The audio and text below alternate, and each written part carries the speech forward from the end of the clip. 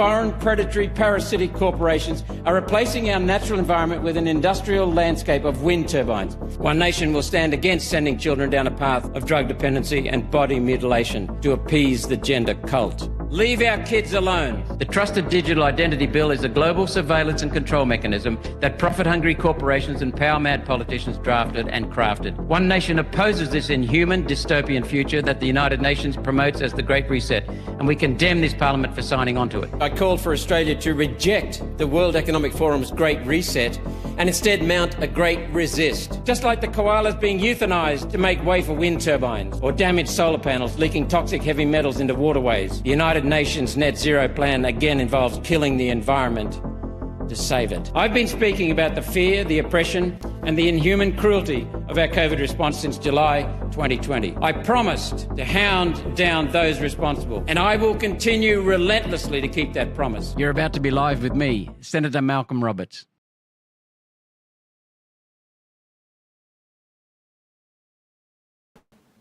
Well, g'day, this is Senator Malcolm Roberts from Brisbane, and I'm doing the weekly wrap.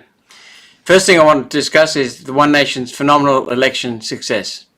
Two parties had increases in members of Parliament, the Labor Party government and One Nation. We doubled our number of senators from 2 to 4, and we just barely missed out in Victoria and in South Australia. As I said before the election, One Nation was the only small party capable of winning more senators, and I was correct. So we've doubled our representation in the Senate. I want to welcome Senator-elect Warwick Stacey from New South Wales and Senator-elect Tyron Whitten from WA, Western Australia.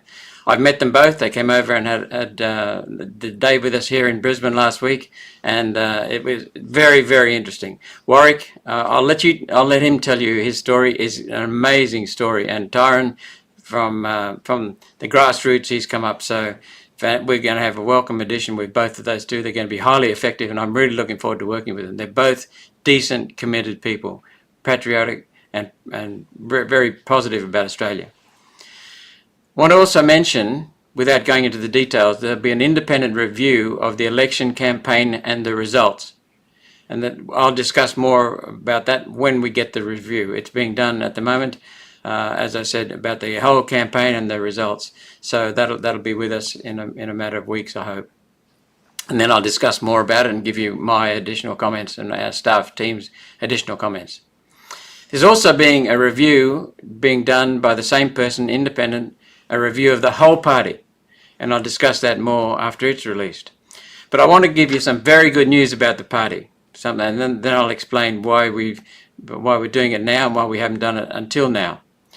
I'm going to take, I've copied and pasted Pauline's Facebook announcement from her Facebook page, and it's titled, One Nation Expands Grassroots Campaign. And this is wonderful news. We're now about to become a very strong grassroots party. So Pauline Hanson revealed on the media that she's announced her plans to build on recent success by, I'm just going to quote bits from this, by establishing local branches in communities across Australia, rolling out over the coming months, while also contesting local elections. And I know that's something that many people, wherever I travel in Queensland and sometimes over interstate, people are saying, why don't we get into local elections? And why don't we have strong local branches? We already have branches in each state, so we have branches, but we're going to have branches at electorate level as well. Now, previously, going on with Pauline's comments, One Nation, and I'm just jumping bits and pieces out of it, One Nation has run successful state branches that have contested and often won seats in every mainland state. Regional committees have already operated in parts of the country with great success. So local branches will be empowered to recruit candidates and vote on their pre-selection of candidates, have input into policy development, and help run localised campaigns. This is truly democratic now. This is wonderful news, and I'll explain why Pauline has had to keep a tight rein on it, and now why she's releasing those reins somewhat. One Nation recently conducted a survey asking our members what they want raised on the floor of Parliament. Hundreds of issues have now been collated and are being worked through by our 4 senators. This is Pauline's words, and that's correct. Our officers have been very much involved in the development of policy and initiatives around those issues. Through our direct democracy process, these issues will be taken to Parliament and then sent back to the branches to be developed into policy using the insights and responses gained from the parliamentary process. As I said, this is really important. This is true democracy at work. We have always been very strong in listening, both Pauline and I. We listen, we raise issues in Parliament, we raise issues in Senate estimates on behalf of people. We sometimes get them to ask their own questions, and then we fine-tune those questions to make them more effective in chasing the bureaucrats who always want to run away, mostly want to run away.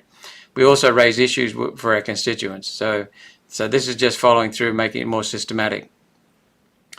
We have doubled our federal representation, she says. Our success was built on an incredible group of hard-working candidates from right across Australia, all 151 lower house electorates, all states and the territory of the Northern Territory for the Senate.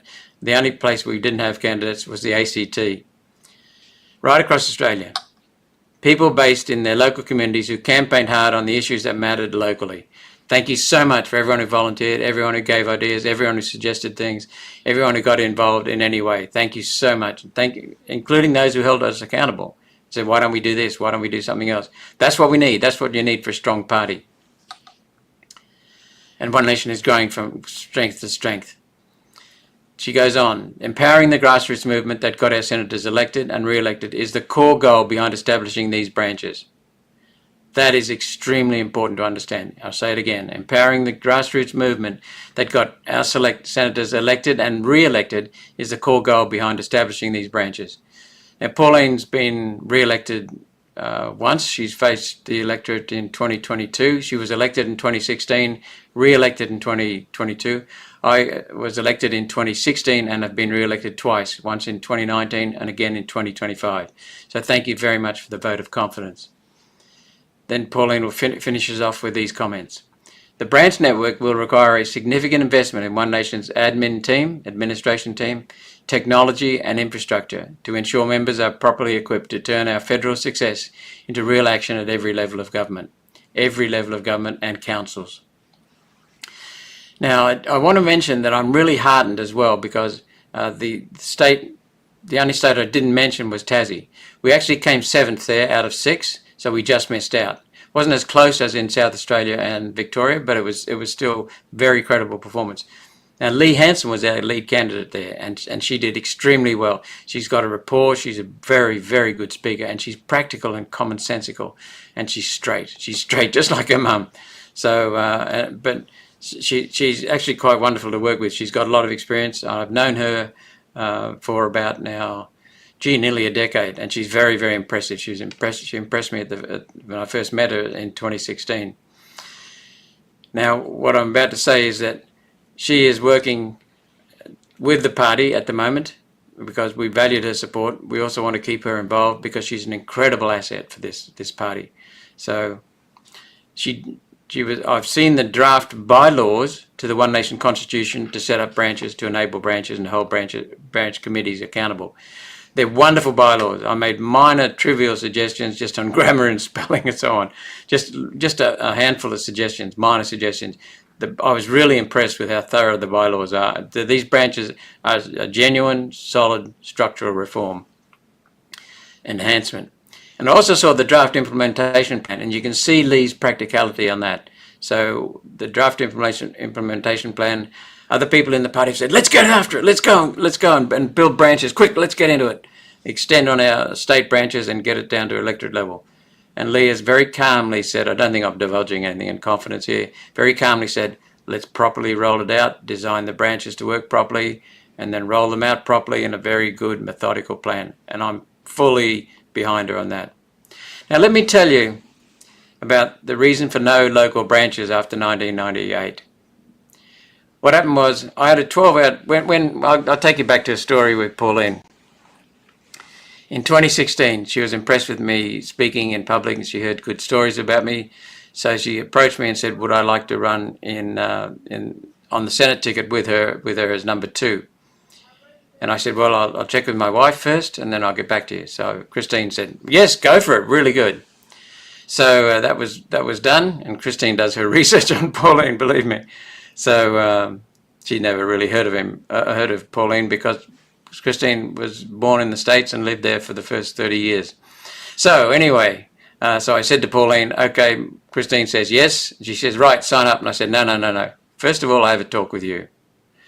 Oh, okay. So I went out to her place, which is in a lovely rural area, not far from Ipswich. And we had a chat. And she was expecting a 1 or 2 hour chat. And we had 11.5 hours together. And man, that woman has been through plenty. Because I wanted to understand what had happened, particularly in the early days, before I jumped into the election campaign with her. So we had almost a 12-hour chat, 11.5 hours. Her 1998 success was phenomenal. She was elected in 1996 in the federal parliament. Then in 1998, she stood candidates in the Queensland state election, and it took off. Overnight, literally overnight, she got 23% of the vote in the Queensland state election. Got 11 or 12, I can't remember, 11 candidates were elected as members of parliament. And the Uni Party, the Liberal and Labor parties, absolutely crapped themselves. They didn't know what to do, but they resorted to form and did things illegally to try and nobble her. They colluded to stop her.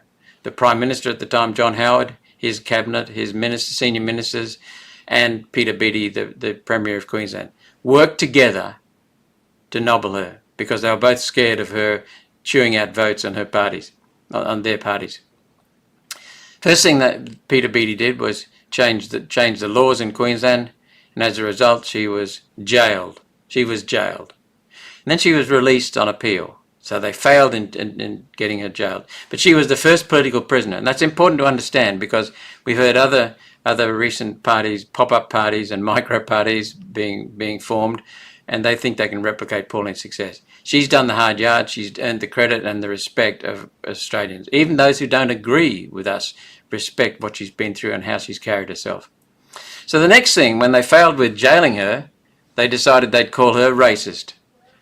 And that's a lie. She's never said a racist comment. I checked it out completely. I checked it out with people who had worked with her, who'd been with her in the early days, people who knew her as followers and supporters.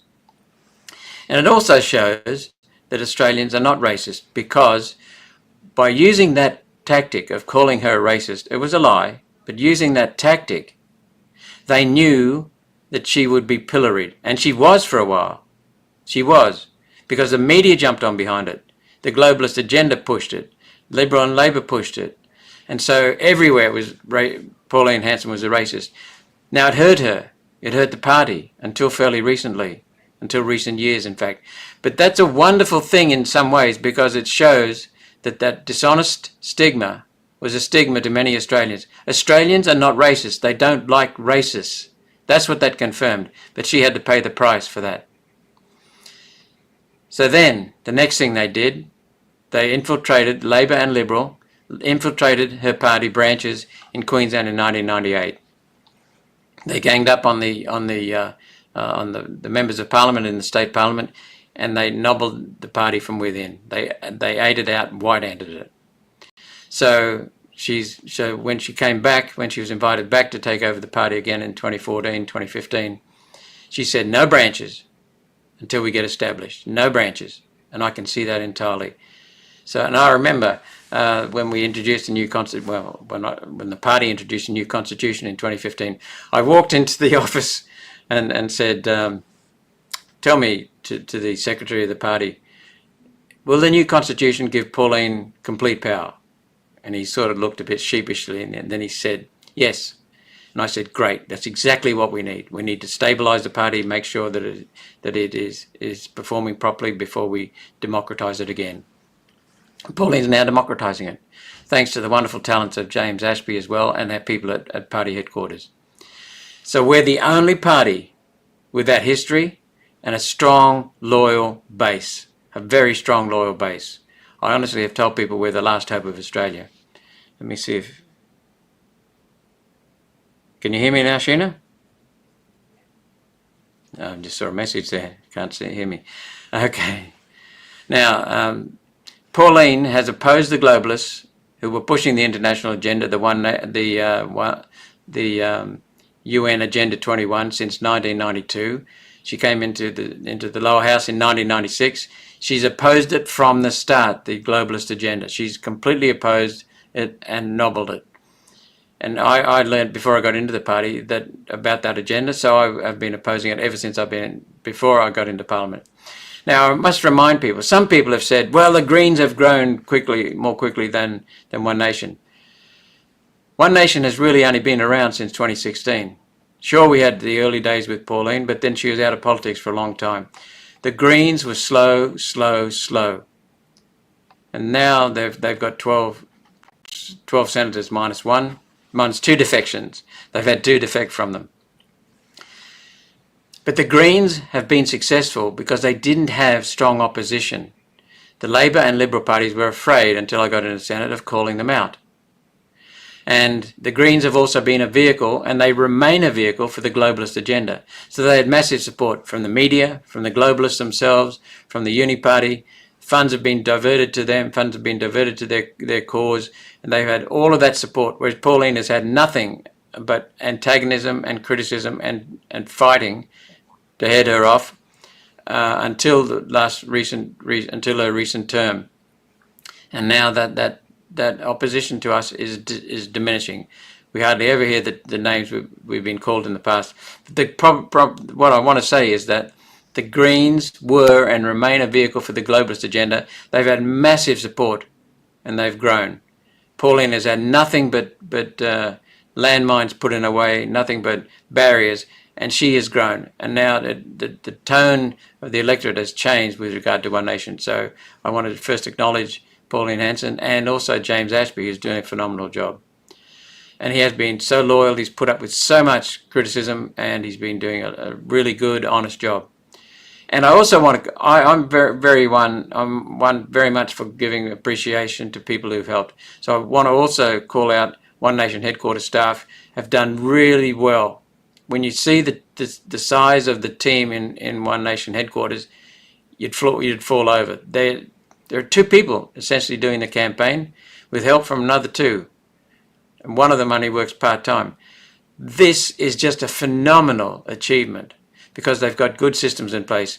And one of the things that I'm so very pleased with Lee Hanson working at the moment, she's an addition for the moment, she is saying that, and James is saying, what my office has been doing, what Pauline's office has been doing, we're going to combine and we're going to spread throughout the other four senators with their participation. Both senators, Warwick and Tyrone, will be participating.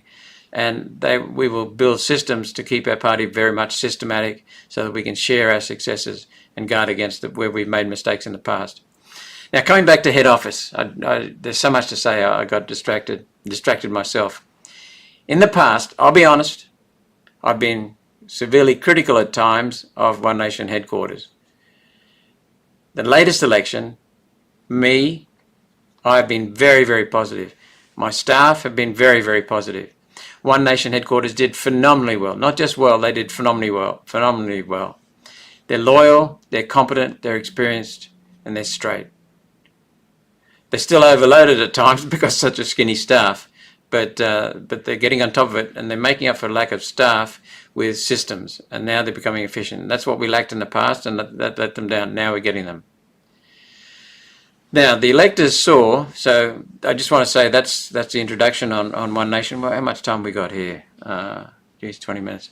What I tend to do is to jam too much and go too quickly. So what I'll do is after about 40 minutes, I'll cut off regardless of where I am. The electors saw how effective One Nation was during 2019 to 2025. So did the Labor Party. They know that we're a more effective and stronger opposition and more cutting through on the issues than the Liberal Party and the National Party. They don't like us. So what we've seen is our electoral success has been rewarded with cuts to staff. Cuts to staff. The staff of Jackie Lambie, not cut. The staff of Lydia Thorpe, not cut. The staff of Tammy Tyrrell, not cut. The staff of David Pocock, not cut. Left intact. We have essentially been halved with our number of parliamentary advisors. Halved. We've gone from 2 to 1 each. 2 to 1 each. And the things that these parliamentary advisors do, speech research, speech writing, research the issues, research the legislation coming up, prepare for Senate estimates. And I don't mind saying it, we've been complimented as by far the best performing in Senate estimates, without a doubt. That's because I work as a team. It's got nothing to do with me in terms of focus. It's got everything to do with the whole team. That's the way I work. I don't try to shine as an individual. I try to shine as a leader of our team. So Albanese, the Prime Minister, has cut staff to us and has cut staff to Senator Babette. So what I want to do, and it also shows, Senator Hanson wrote a letter, a wonderful letter, very, very well constructed letter to the Prime Minister, and I'll read parts of an article that was published in the Australian as a result of them seeing her letter. It's a phenomenal letter. It puts the pressure right on Albanese. For years, Labor has shown that it doesn't care about workers, and I could go into details, but I won't. I'll just stick with this one. You'll see what comes out. For years now, Labor has not cared about workers, and One Nation is now the party of the worker. Here's some of the comments from the Australian's report on Pauline's letter. Pauline Hanson has accused Anthony Albanese of breaching long-standing conventions around the allocation of parliamentary staff, long-standing, and is threatening to lodge a complaint with the National Anti-Corruption Commission after One Nation's staffing allocation was effectively halved this week. While staffing allocations for other crossbenchers such as Jackie Lambie were unchanged, Senator Hanson and her 3 fellow One Nation senators were informed through media reports on Tuesday that they would receive 4 personal staff across their ranks. Through the media? That's how our staff found out? Through the media? That's how we found out? This compares to Senator Hanson and One Nation Senator Malcolm Roberts being assigned 2 personal staff each in the last term of Parliament. So now it's halved. In a letter to the Prime Minister, seen by the Australian, Senator Hanson said the government's decision on staffing and the way the government communicated the changes had left her staff deeply distressed. I'll skip a paragraph. To make matters worse, our officers were not consulted nor informed through official channels. Instead, we discovered the staffing decision via media reports. This was not only a failure of process, but also deeply distressful to both my staff and Senator Roberts' staff, who have worked under pressure for years and deserve better than to learn their future in such a way. They worked their guts out. Every single person in this office, we've painstakingly hired them, and they have been excellent in terms of the way they work and their integrity. Second, Senator Hanson went on and said, Labor's decision placed remaining staff at risk of burnout, health issues and workplace harm. It's ridiculous, the workload in Parliament. We already work long hours. Now they're wanting to cut our staff in half? Crazy. What they're trying to do is nobble One Nation. She went on. I'll skip a couple more paragraphs. Senators David Pocock, Lambie and Tammy Tyrrell have had no changes to their staffing numbers. And neither has Lydia Thorpe, we've been told. Senator Ralph Babette has reportedly lost 1 staffer, while Senator Fatima Payman, get this, Fatima Payman from WA, allocation stands at 0. No parliamentary staff. Why? Would it have anything to do with abandoning the Labor Party and forming her own party? I'll leave that for you to decide. While Pauline goes on, while I recognise political differences exist, there appears to be no fair or consistent rationale for these disparities. This is bullying, this is intimidation, this is it's vindictiveness. It seems reasonable, she goes on, to assume that these unfair staffing allocations are politically and personally motivated. Senator Hanson cited a 2022 case, listen to this, in Queensland where Premier Anastasia Palaszczuk, Labor, was referred to the Crime and Corruption Commission and found to be in contempt of Parliament after threatening to strip Katter's Australian Party MPs of staff for political reasons. I remember that. They won a resounding victory. In light of the above, I request a meeting, Pauline says, to discuss this matter before I consider referring it to the National Anti-Corruption Commission and the Independent Parliamentary Standards Commission for formal investigation. Senator Hanson pointed to the Set the Standard report. Listen to this. By Sex Discrimination Commissioner Kate Jenkins, which found that long and irregular work hours in Commonwealth parliamentary offices' workplaces pose significant risk to physical and mental health. She added that the decision raises serious concerns under the Behaviour Code for Australian parliamentarians. True, and very serious. In response to the concerns around staffing after the May election, which included outcry from the coalition after seeing 20 shadow ministerial staff cut. So we've had our staff cut. Spiteful reprisal to nobble us. We're the most effective opposition, especially in Senate estimates, and they want to cut it. But actually, you know, I was thinking, I put some notes down here. It's not about staff cuts. It's about censoring the opposition so that they do not have the resources to read and evaluate the next round of terrible policy. He's used the popular idea of cutting the bureaucracy to give himself an advantage of resources. They've actually increased Labor Party resources. What people actually asked for was to cut the faceless bureaucrats, and I'll tell you more about that with examples in a little while. Something that will be even harder to do with a reduced opposition. Meanwhile, he'll fatten the public bureaucracy. If you believe in transparency, if you believe in accountability, this is a bad decision for democracy. Speaking of bad decisions for democracy, here's a worker, let's move on to something else. A worker sacked because he objected to welcome to the country at the start of a team meeting. Can you believe that? Now, I've read the article in the Australian, and one of my staff summarised it as well. So I'll go through the summary. This happened in Derbyn City Council, which is in a Melbourne City Council in Victoria. Yep. The worker was sacked after objecting to a welcome to country was conducted at a team meeting for the first time. He stated, I'll quote, "If you need to be thanking anyone, it's the people who have worn the uniform and fought for our country to keep us free. It's getting out of hand and people are losing it. It is now being done at the opening of a postage stamp." End of quote. He's got a sense of humour. Council has used evidence that the worker had completed online training modules about racial discrimination to justify his sacking. So you can't speak up against something? But get this. The worker was on holidays playing golf at the time the courses were completed. So he didn't complete the courses. It turns out his boss completed the courses. He logged in with the worker's password because he got annoyed. The boss got annoyed about notifications to complete courses. That's what the Australian's reporting. The worker was found to be wrongly dismissed. as a prominent lawyer said, workplace relations. This shows a wonderful case study on how not to dismiss someone. There's an Aboriginal Culture and Knowledge Services policy and department, presumably, in the Derbyn Council.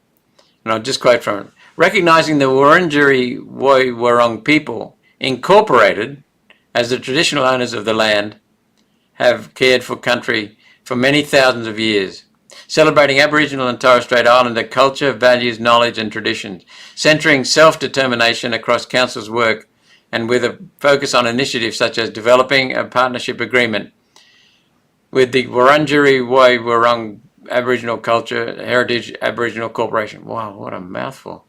"And establishing the Aboriginal Action Plan, internally working on building a culturally competent organisation to deliver Aboriginal culturally safe services and programs." So we're now building a culturally competent organisation to deliver Aboriginal culturally safe services and programs.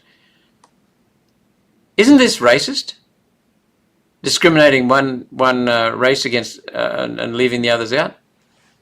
That's taken from the Derbyn City Council budget, showing a deficit spending for Aboriginal culture and knowledge services.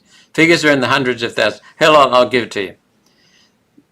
The graph the table I've seen shows a $2,000 income for the 2023-2024 period, with a deficit of $187,000.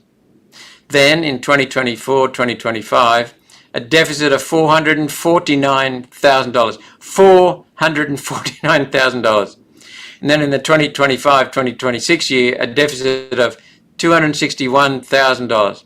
So the total in 3 years is almost $900,000 deficit during a cost of living crisis. Do the ratepayers of Derbyn know? What the hell are they doing in a partnership agreement? So I'll ask you, what do you think about this? What do you think about this? Is this the way to run a country? Is this the way to run a council? I think this is the sort of thing people are talking about when they say the government, all levels of government and council, are wasting money. Speaking of partnership agreements, I wonder how many people know that councils in this country, quite a few, are members of ICLEI, International Council for Local Environmental Initiatives. International Council for Local Environmental Initiatives. I first learned about this nonsense back in about 2012 when I was researching climate fraud and realized that the UN was pushing this agenda. They're using the climate to put in sustainability subsidies, sustainability programs to control every aspect of our lives. I've seen it in writing. They proudly proclaim them as sustainable development goals. The irony is you can't sustain them without subsidies, which means they're not sustainable. So these ICLEI, by the way, you won't have to guess, is structured along lines that the United Nations is pushing Agenda 21, which Pauline first exposed in 1996. So I ask you a question for when Q&A comes. What do you think about this? Now the ABC, here we go again, another item. The ABC has lost another legal case, yet another legal case. It was against the SAC staffer who brought the ABC to court, took the ABC to court for the way she was dismissed. It's cost the ABC millions of dollars in legal defence fees, and they lost. After it cost them millions of dollars to lose to Heston Russell. Do taxpayers know that? The ABC using your money to lose court cases after spending multi-millions of dollars. So again, what do you think about this? Tell us in your Q&A. So what service is the ABC actually being paid for and providing when they fork out millions of dollars on legal costs? How much of their $1 billion in public money is spent on regional and news resources? The essential role used as a defence of its very existence, and how much is spent on other activities, such as court cases that are lost. What is the cost of the ABC's services aimed at its primary charter? I bet it's not $1 billion. I'll bet completely that's not $1 billion. And then we go even more. Here we go. Sydney's Mayor, Clover Moore, is now banning gas in the Sydney Council area. Why not put more pressure on our beleaguered electricity grid? Why not put more pressure on our beleaguered electricity grid when they're shutting down power stations in New South Wales? What do you think of that? Oh, by the way, I've got some notes here on feedback online, is that people are furious, particularly restaurants who require gas to cook. By the way, who died and made Clover Moore Queen of Sydney? At her recent election, Sydney was not asked if they wanted to ban gas. This could be the end of Clover Moore as mayor. Oh, and by the way, a Liberal voted for it too. Liberal councillor Lyndon Gannon. You can't make this stuff up. Positive news. I went trolling through the papers and through my own Facebook feed. I posted on Toyota chief executive who was decrying EVs, electric vehicles, as worse for the environment, for their environmental impact than hybrids. What do you think about this? It's true. I won't go into the details here because time's getting on and I want to stop pretty soon and have Q&A. Now, can you remember that massive Chinese ship carrying 3,000, yes, 3,000 electric vehicles headed to Mexico that caught fire 2 weeks ago? Well, I'm told it finally sank, taking all its cars to the bottom of the Pacific Ocean. So what we did, and I say we, oh, by the way, no cause of the fire has been yet determined. This is the third ship that's gone down. One with 3,000 EVs, the next with 4,000 EVs, the next with 3,000 EVs. So what we're doing as a planet is we're exploiting child labour in the Congos and other places to mine rare earths. We're shipping that to China. China build EVs, put them on a boat that ends up at the bottom of the Pacific Ocean. It's insane. Destroying the environment to save the planet. Everything about net zero is about destroying the environment to save the planet. Now let's go on to another favourite topic of mine. The E-Safety Commissar, Julie Inman Grant. What do you think about this? She's banning children younger than 16 from the YouTube. She is out of control, this woman. We need the minister to limit her powers. The minister can direct the commissioner. What we need to do is move legislation that the minister must direct to limit her Gilliam and Grant's powers, the safety commissar. Look, the legislation of the, I've forgotten what it's called, the legislation that's been set up is needed in part. It is needed, and it's to protect children. And the E-Safety Commissioner's office, the department, the office rather, has been doing a very good job in protecting children. There's no doubt about that, so let's be clear. But the commissar herself is way out of control and way out of touch. We want to make the minister responsible through regulations. At the moment, the safety commissar can get direction from the minister. We want it that she must get direction from the minister. You know, the TGA is set up basically outside Parliament. The taxpayers pay the TGA salaries so we can hold them to account in Senate estimates. What we want to do is to abolish the TGA because it's not accountable in a proper sense to the minister. It's not accountable. What we want to do is abolish the TGA, kill the TGA, make the health department responsible again for properly testing and approving or not approving new medications and orthotics, etc. Medical procedures, medical orthotics. That brings responsibility back to Parliament. This is the same kind of thing. We propose that as our policy, to abolish the TGA, make the health department responsible for approvals, and that makes the minister responsible so we can hold them accountable, so Parliament can hold them accountable. Similar thing with the Minister of Communications sitting over the e-safety commissar. Same with AHPRA. AHPRA was set up without knowledge of many parliamentarians, federal parliamentarians, through a national law, which is a bogus deal. Queensland introduces the law. This is fair income. Queensland introduces the law, and you'll notice that Queensland has no upper house. So there's no break in Queensland. So Queensland introduces a new law, setting up their version of AHPRA. Then it gets mirrored. That legislation gets mirrored through all the other states with little debate. And then that's how they set up AHPRA. So that's it. So the minister escapes responsibility for AHPRA. So AHPRA escapes any kind of accountability. They can do and say whatever they want, and that's exactly what the buggers have done.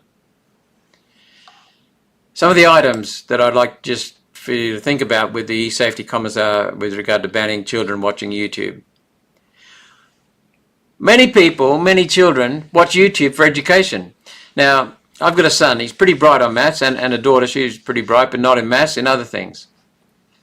So our son wanted to do, she's pretty good at maths, but she's not engineer standard on maths, whereas our son was and is.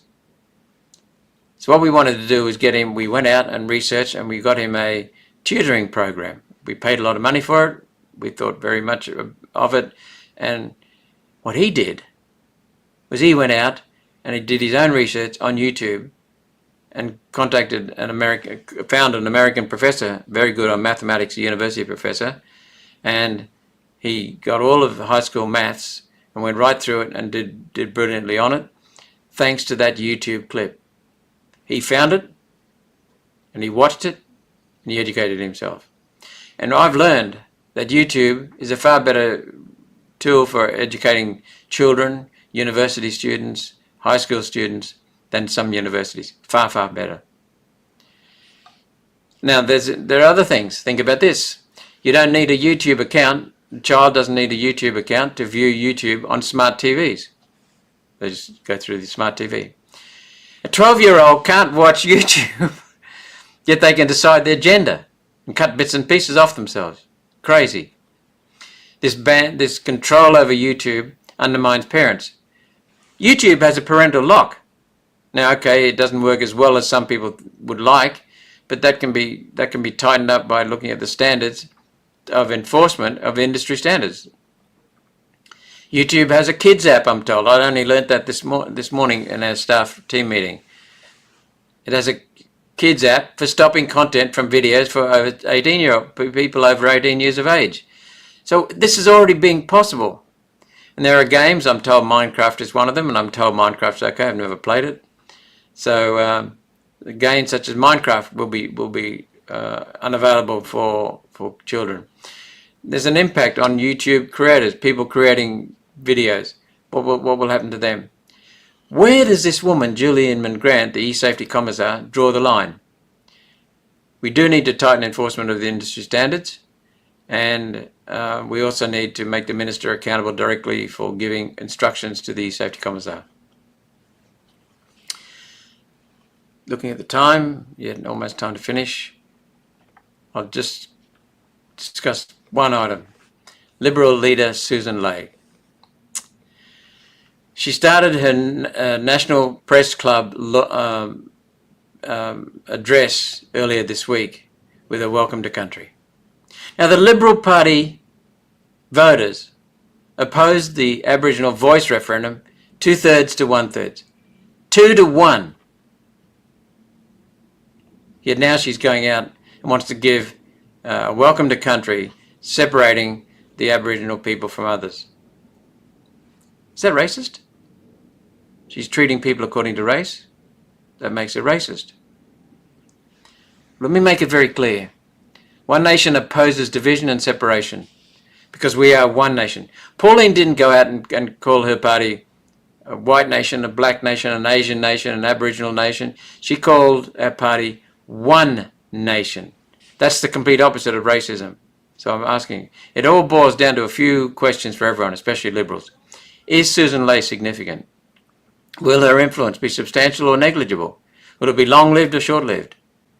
I'm advised that the only thing of consequence that she said in her first National Press Club lunch speech was praising Julie Inman-Grant, the safety commissar, and insisting parents need government in their corner. What do you think of that? She also mentioned a quota for pushing more women into Parliament. We disagree. We want it merit-based. Our party leader is a woman, and I'm delighted with the woman who's our party leader. She's amazing. My office manager in our office, Senate office, is a woman. She's highly competent, one of the most competent people I've ever met. She's really honest, completely honest. She earned her appointment with the quality of her work and her energy and her commitment. And she's excelled. Ask anyone in the office, she's brilliant at it. Now, her hiring, and I give the responsibility to her of making the final decision to employ. I take part in the interview, I ask questions and watch the answers, and so does our office manager. And we usually have a third person, one of the team in there to assess, and then we go away and come to our own conclusions individually, independently, and then we give I give my opinion last because I don't want to influence anyone. But then once we finish sharing, the three interviewers finish sharing our views of the candidate, it's over to the office manager. It's your decision. Away you go. She's hired 2 women. Then she hired 2 men. Then a woman. Then a man. Then a woman. No quota, just merit. Last point I want to make is please support these speakers. I'm going to try and hook up with them more closely in the near future. Matt Barry. I'm reading this at the moment.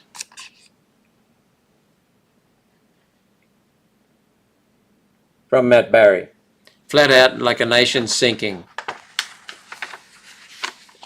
We're going to get together and do a podcast. He has got some, my office has led the way when it comes to immigration in recent years. Pauline's led the way as well. But he has got a phenomenal presentation. I first learned about him when I saw a video of him on YouTube addressing the Liberal Party in North Sydney. Just amazing speech. This material that I'm going through now is even more so. It's about immigration, it's about housing, it's about the way marginal Liberal seats are being stacked to make them Labor seats. So all 3 policies are together, plus the cultural destruction of Australia's culture, all through a catastrophic immigration policy that is making people homeless in this country. It's inhuman what Labor's doing. And Matt Barry has really done a first-class job. The statistics go beyond what I've got, way beyond. It's just so impressive. Next person I want to call out is Alexandra Marshall on Spectator TV. It's been resurrected again, and she's running it, and she is a phenomenal talent. Very, very competent politically as well. Highly intelligent. Tarek Brooker, he's very, very good on the housing crisis we're in. Not on causing it, but on exposing it. And Aidan Morrison on energy, alternative energy, and the destruction of our energy grid.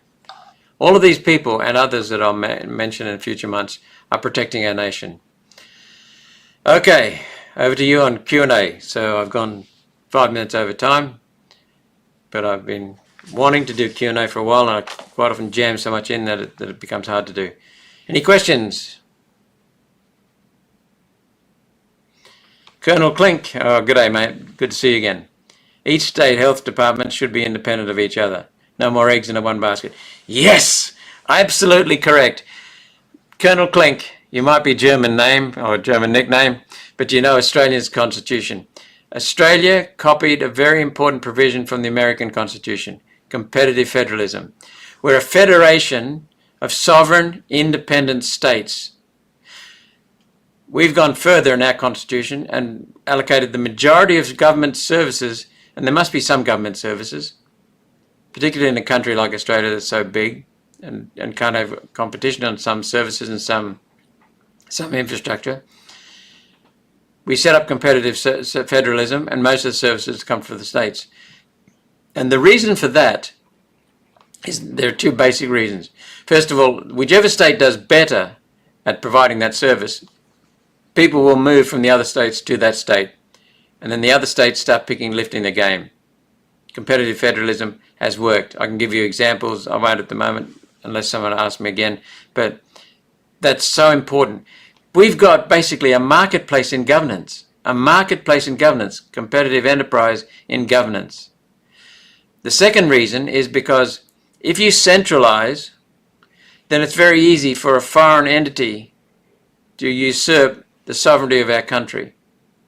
Because all it has to do is get through one set of dopey parliamentarians or dopey bureaucrats and take control, and then it goes right through the country. When you try to do that through states, you've got to go through 6 states, 6 state bodies, 6 sets of bureaucrats, 6 sets of parliamentarians. And so that's why it's so important to make sure we've got scattered state-based services and state-based revenue rather than federal. Rather than, not in addition to, rather than. So it's extremely important. You get better competition. I'm just looking at a note. You get better competition, which leads to productivity, which leads to enhanced standard of living. So, yes, Colonel Clink, I'm totally with you.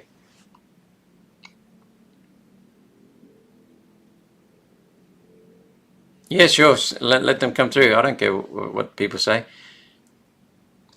Adam Jones, can't understand why people voted Liberal also. Yeah, it's beyond me. I used to vote mainly Liberal. I voted for Hawke because of the peacock, who I thought was a turkey. He was the opposition leader in the Liberal Party. So I've been voting mainly Liberal, Labor once. Always at the state, I used to vote Liberal Nationals. I haven't voted for Liberal Labor since early 2000s when I started to wake up. Yep. And their policies are the same. And that's the significant thing about One Nation. The Liberal Labor Party policies, when you scratch below the surface and the facade, they're almost identical. They're pushing the same thing. Every major climate and energy policy has been introduced by the Liberal Party, starting with their mascot, John Howard, who they put up on a statue. He led the introduction of the destruction of our electricity grid, which we're now seeing in some states, and we will see in all states in coming years. Every climate and energy policy is introduced by the Liberal Party, and then the Labor Party gets in and they ramp it up. Every one of them. Okay. Peter Dewar, please, what does APRA stand for? I have not heard this before. It's actually AHPRA. There's an APRA. That's to do with the Australian Prudential Regulatory Authority, I think. That's to do with financing. But I'm talking about APRA. I should have been clearer in my pronunciation. That's AHPRA, Australian Health Practitioners Regulatory Agency, Authority, whatever it is. So they monitor doctors. Now, they they're the ones that sent out a little document, a statement, that said to doctors, don't you dare treat ivermectin. Now, they didn't say it like that, of course. They're much too clever for that. But you ask the doctors. They are terrified of prescribing ivermectin for COVID. They're terrified of saying what they really believe about the COVID shots. They're terrified of asking people to check their informed consent. They're terrified of doing what is proper practices for medical practices, parent-doctor relationship. And AHPRA is responsible for that bullying and that intimidation. AHPRA is hideous. It has done it's destroying Australia's health systems. And it works right through the federal space and has very little accountability, apart from what we've got of it in the Senate estimates.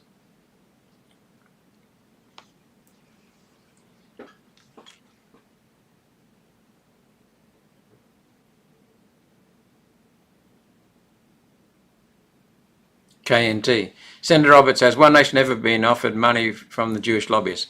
I don't think so. To my knowledge, no. But I don't check the books on One Nation. But I've never heard of that. No, not at all.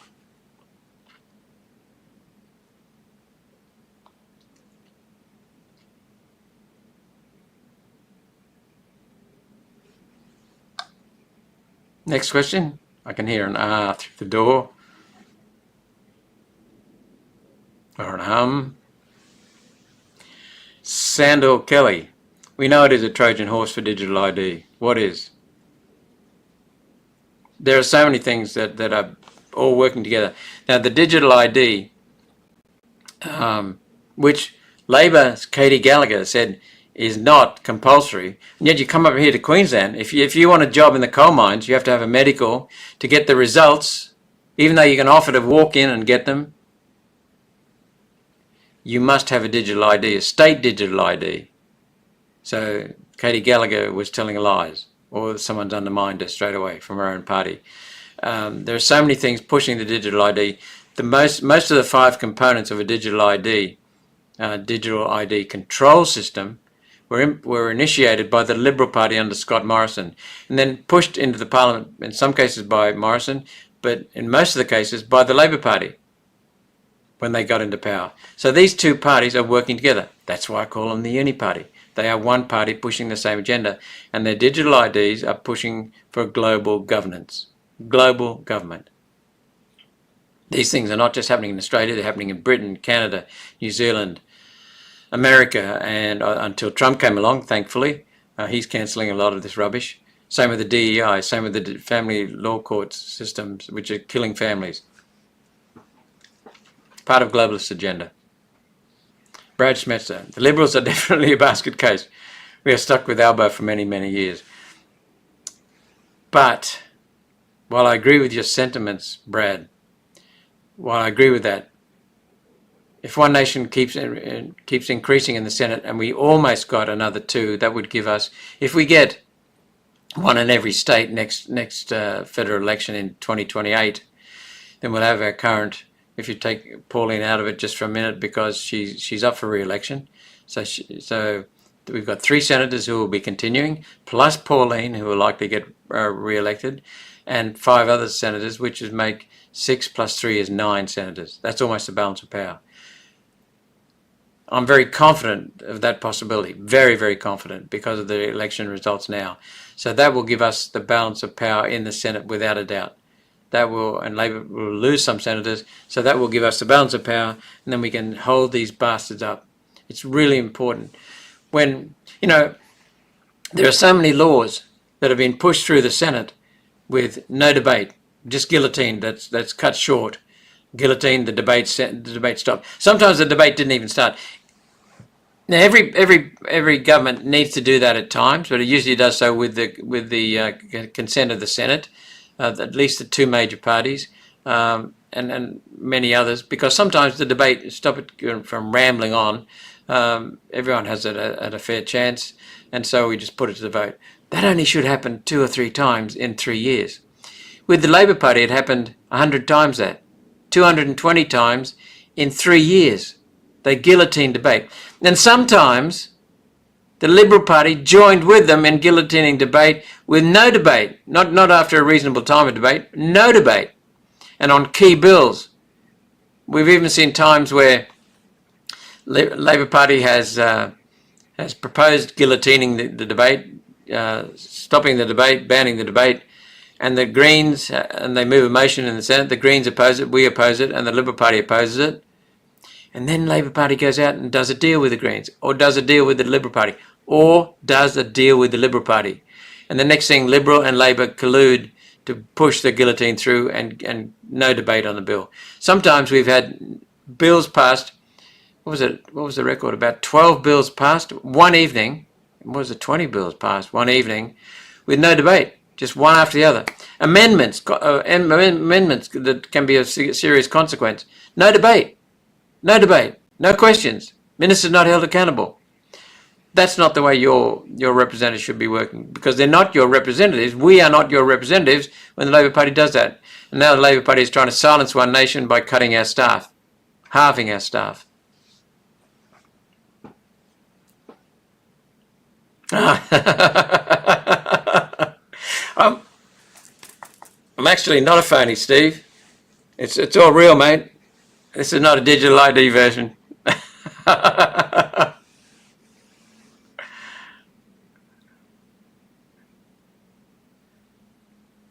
Susan Alexandra. I love that name, Alexandra. Well done. Please encourage other strong rogue members of other parties to join up with you. Is rogue a compliment or an insult? No, I take it as a compliment. Thank you. In other words, we're not part of the system. Thank you so much for seeing that. That it's abundantly clear, I'd hope. Pauline's been at it for, what did I say? Nearly, 29 years, nearly 30 years pretty soon in politics. Graham Brown. I know that name. A question, please. Who do these people work for? Do they work for the taxpayers? What do they think about the waste of taxpayers' money? They don't give a bugger about the waste of taxpayers' money. That's just it. I've said before, Graham, many, many times, every major problem in this country comes from Parliament House, Canberra. Every major problem. Those that don't are worsened by the federal governments. They started in the States. A few of them have started in the States, and they're worsened by the Australian states, and they're worsened by the federal government.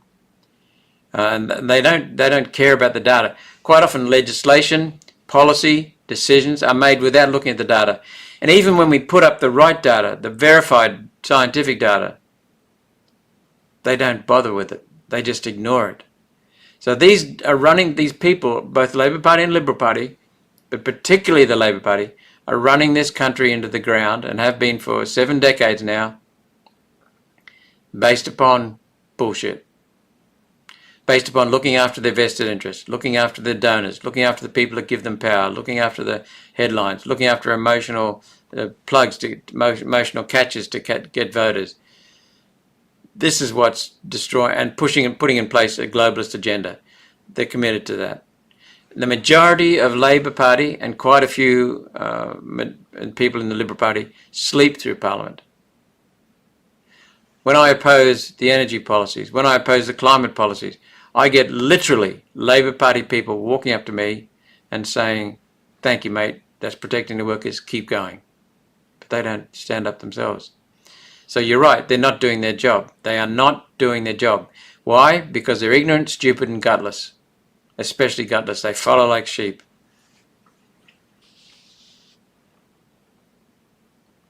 Gail Roberts, love One Nation, we all are. Yep. Thank you. Well, it's now 4 o'clock.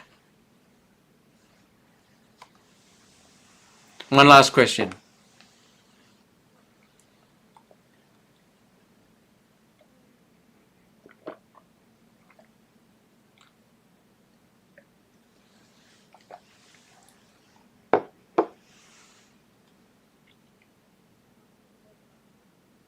I can hear people talking, making up their mind which question to ask. Must be lots of questions.